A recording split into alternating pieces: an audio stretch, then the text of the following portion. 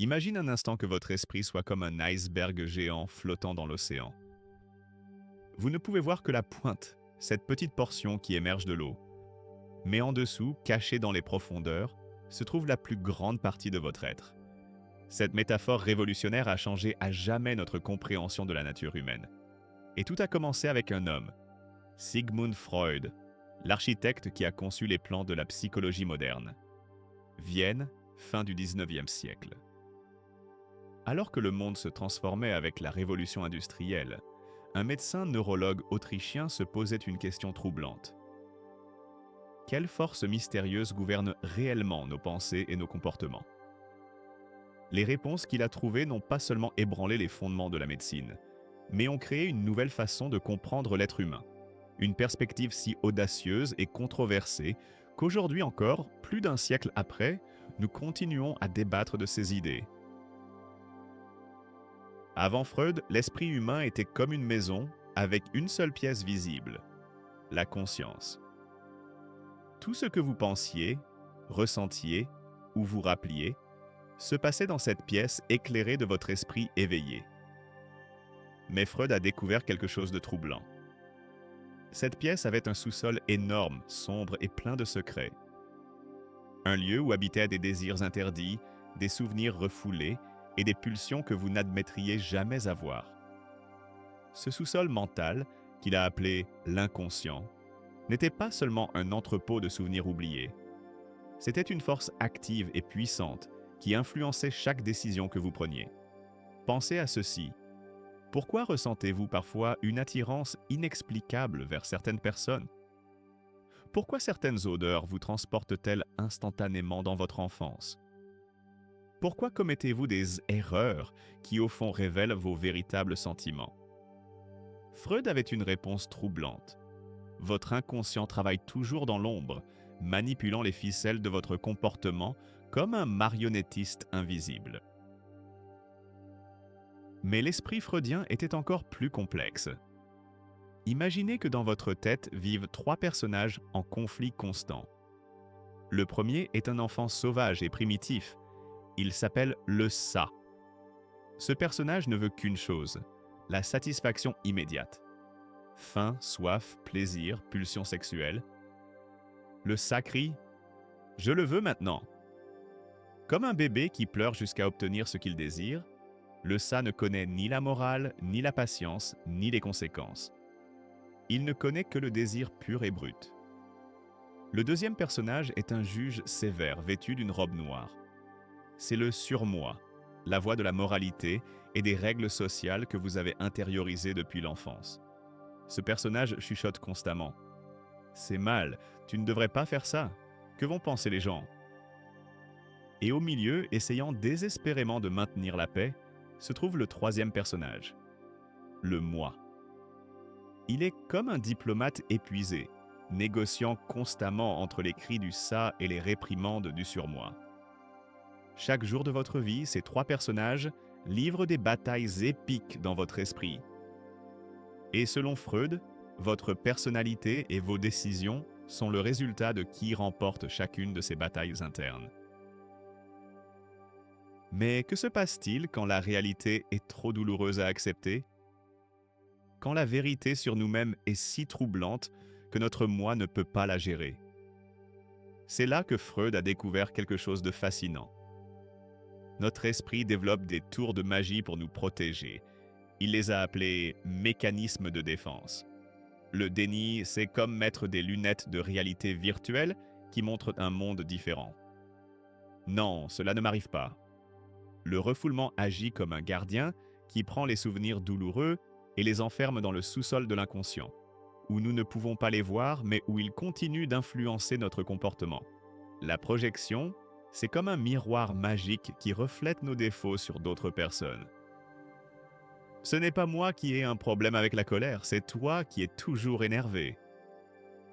Et la sublimation. Ah, la sublimation est la plus élégante de toutes.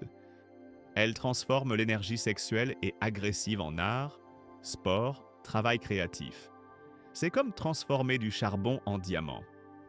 Ces mécanismes ne sont ni bons ni mauvais. Ce sont des outils de survie psychologique. mais quand nous les utilisons trop, ils peuvent déformer notre perception de la réalité. Les rêves sont la voie royale vers l'inconscient. Avec cette phrase révolutionnaire, Freud a ouvert une porte secrète vers les mystères les plus profonds de l'esprit humain. Pour lui, les rêves n'étaient pas simplement une activité cérébrale aléatoire pendant le sommeil. C'étaient des messages codés de l'inconscient, écrits dans un langage symbolique qui devait être déchiffré. Imaginez que votre inconscient soit comme un espion qui ne peut pas parler ouvertement. Il doit envoyer ces messages en code pour éviter d'être censuré par votre esprit conscient. Ainsi, quand vous rêvez que vous volez, il ne s'agit pas vraiment de voler. Cela pourrait représenter votre désir de liberté ou d'évasion. Quand vous rêvez que vous arrivez en retard à un examen, peut-être votre inconscient exprime-t-il de l'anxiété d'être jugé ou de ne pas être préparé aux défis de la vie. Les objets allongés pourraient représenter des symboles phalliques. Les espaces fermés, des symboles utérins. Chaque élément du rêve était une pièce d'un puzzle psychologique plus grand. Freud croyait que si nous pouvions déchiffrer ce code onirique, nous aurions un accès direct à nos désirs les plus profonds et refoulés. Mais peut-être l'héritage le plus puissant de Freud ne fut-il pas ses théories, mais une idée révolutionnaire, que parler de nos problèmes pouvait nous guérir. Avant lui, les problèmes mentaux étaient traités par des bains froids, des médicaments primitifs ou, dans le pire des cas, l'enfermement. Freud a proposé quelque chose de radical. S'asseoir et converser. Il a développé la psychanalyse, une méthode où le patient s'allongeait sur un divan et parlait librement, sans censure de tout ce qui lui venait à l'esprit. Cette association libre était comme ouvrir les vannes d'un barrage émotionnel. En permettant aux pensées de couler sans contrôle conscient, l'inconscient commençait à révéler ses secrets. Et là se produisait quelque chose de magique. Le simple fait de mettre des mots sur des expériences traumatisantes, de mettre en lumière ce qui avait été caché dans l'ombre, avait un pouvoir guérisseur. Freud avait découvert que nos névroses et souffrances psychologiques n'étaient pas des défauts de caractère ou des châtiments divins. C'étaient des blessures émotionnelles qui pouvaient guérir grâce à la compréhension et à l'expression. Cette idée a transformé à jamais le traitement des problèmes mentaux et a posé les bases de toutes les thérapies psychologiques modernes. Aujourd'hui, beaucoup des idées spécifiques de Freud ont été questionnées, affinées ou même écartées par la science moderne.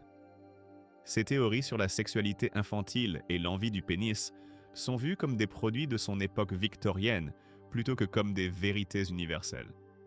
Mais son impact transcende ces théories spécifiques. Freud a fondamentalement changé notre façon de voir l'être humain. Il nous a montré que nous ne sommes pas complètement rationnels, que des forces inconscientes influencent notre comportement, que nos expériences précoces façonnent notre personnalité adulte. Il nous a enseigné que les symptômes psychologiques ont une signification, que parler peut guérir, que l'esprit humain est infiniment plus complexe et fascinant que nous le croyons. Chaque fois qu'un psychologue explore des traumatismes infantiles, chaque fois que vous analysez vos rêves en cherchant un sens, chaque fois que vous reconnaissez que vos réactions émotionnelles ont des racines plus profondes qu'il n'y paraît, vous utilisez des concepts que Freud a introduits dans le monde. La psychologie cognitive, la psychologie humaniste, même les neurosciences modernes, tous ces domaines portent dans leur ADN les questions que Freud a été le premier à poser. Car au-delà de ces réponses spécifiques, Freud nous a fait le cadeau le plus précieux de tous. La curiosité authentique pour les mystères de l'esprit humain. Et cette curiosité, cette quête incessante pour comprendre qui nous sommes vraiment, continue d'être le moteur qui propulse la psychologie vers l'avenir.